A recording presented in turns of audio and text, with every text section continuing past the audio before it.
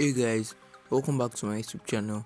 So in today's video, I'm going to be showing you how to send snap to everyone on your friend list on Snapchat at once. So firstly, head over to your Snapchat app, then go to your chat option, then click on the three dotted line above. So then click on new shortcut. So now you pick everyone on your friend list who you want to send snaps to at once. So once you feel you've picked enough people who you want to send snaps to, then you come to this choose emoji area, then put an emoji there. So let's say I just want to use this laughing emoji there, so I inputted there, then click on create shortcut.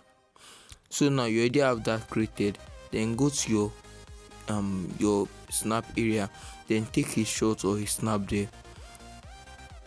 Then if you want to save, you click on the save option.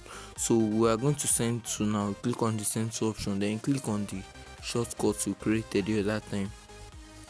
So once you click on the shortcut, click on select all, then click on send. So it's going to send snap to all the people you've selected there.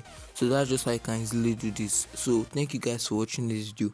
If you find it very helpful, do not forget to give this video a thumbs up and subscribe to this channel. Thanks for watching.